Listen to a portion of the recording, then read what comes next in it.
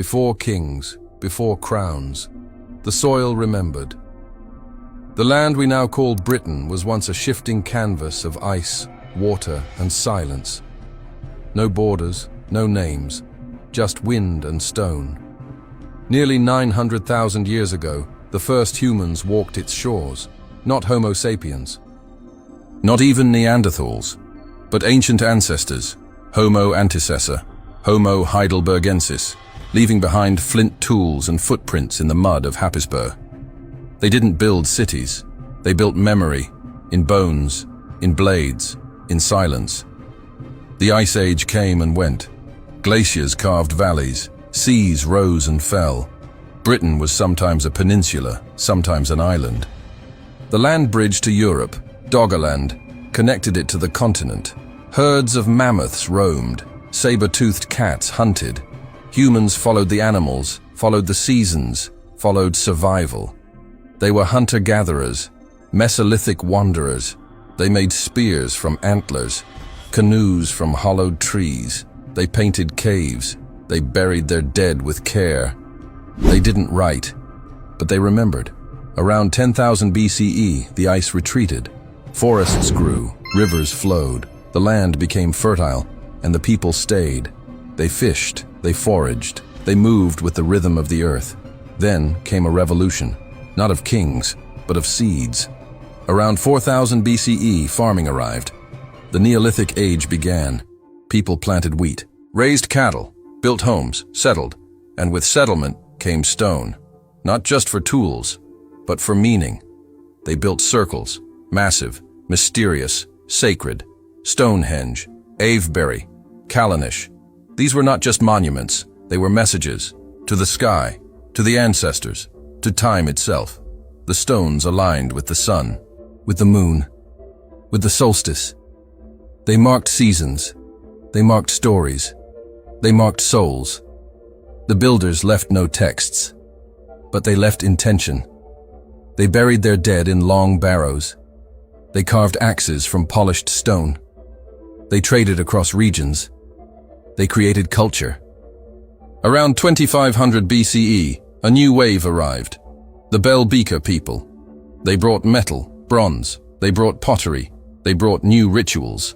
They didn't erase the old. They blended. They buried their dead in round barrows. They forged tools. They wore ornaments. They reshaped the population. Genetic studies show a massive shift.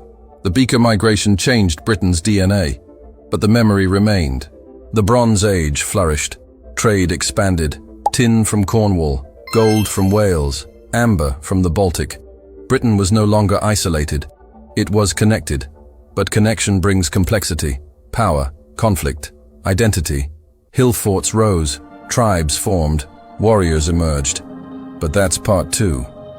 For now, we remain in the silence, in the soil, in the shadow of stones. This is part one, the beginning. Not of empire, not of monarchy, but of memory. Watch till the end. Because before Britain was a kingdom, it was a whisper.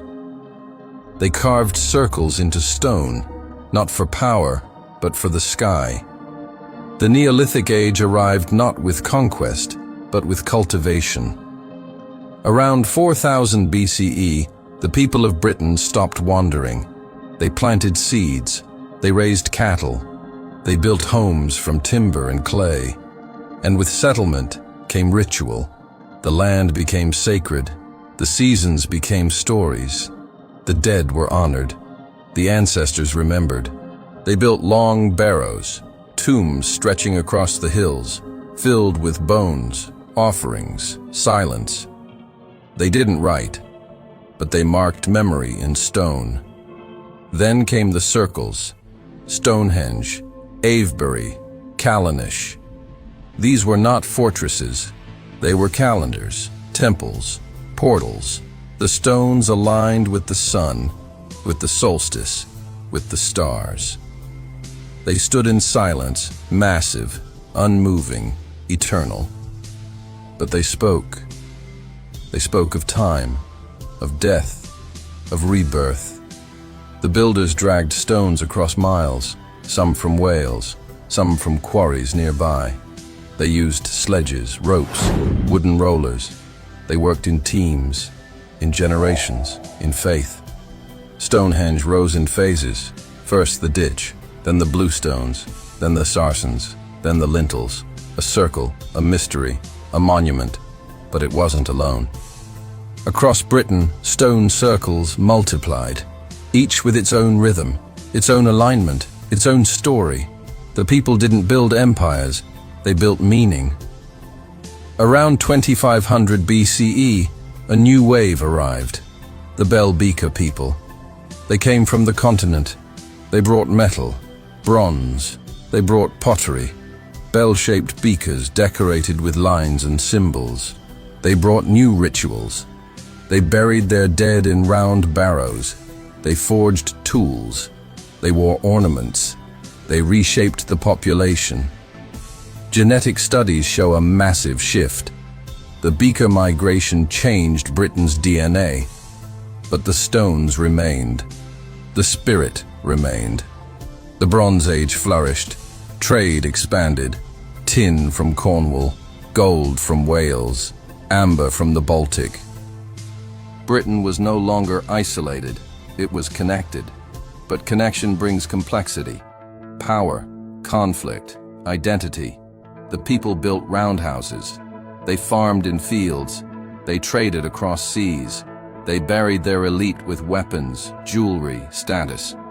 The dead spoke through their graves, and the living listened. Rituals evolved. Religion deepened. The sun became a god, the earth a mother. The ancestors a guide. They carved symbols into rock, spirals, circles, lines. They didn't write, but they remembered. The spirit of the land was not forgotten. It was honored, in silence, in stone, in ceremony. This is part 2, the transformation. The moment when Britain became sacred. Not through conquest, but through connection, through cultivation, through circles that still stand. Watch till the end, because the stones still whisper. They had no empire, but they had stories, and they fought to keep them. The Iron Age arrived in Britain around 800 BCE, not with armies, but with iron. Stronger than bronze, sharper than stone. It changed everything. Tools became tougher, weapons became deadlier, tribes became warriors. Hill forts rose across the landscape, not castles, but strongholds. Circular ramparts, wooden palisades, watchtowers. They weren't built for kings.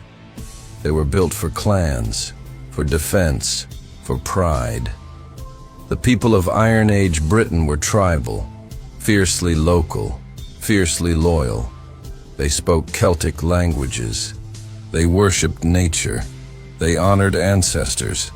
They didn't write, but they remembered. Druids held the memory. Priests, philosophers, judges. They knew the stars, the seasons, the sacred groves. They led rituals. They settled disputes. They passed down stories. Oral tradition was everything. The land was sacred. Rivers were goddesses. Hills were guardians. Trees were teachers. They buried their dead with care, sometimes in crouched positions, sometimes with weapons, sometimes with offerings. They believed in the soul, in the cycle, in the silence. Art flourished, not in paintings, but in metal, in pottery, in jewelry, swirls, spirals, knots. The Latin style, intricate, flowing, alive. They wore torques, neck rings of gold or bronze, symbols of status, symbols of spirit. Trade expanded. Britain connected with Gaul, with Iberia, with the continent. Salt, tin, wool, slaves, ideas. But connection brings conflict. Tribes clashed, territories shifted, power was contested. Yet no single ruler emerged, no crown, no capital, just clans, just courage. The Romans watched. From across the sea, they saw the resources, the land, the opportunity. But that's part 4. For now, we remain in the mist, in the memory, in the rhythm of the drum. The Celts were not one people, they were many. Brigantes in the north, Iceni in the east, Durotriges in the southwest, each with their own leaders, their own laws, their own legends. They fought, they traded, they danced, they dreamed.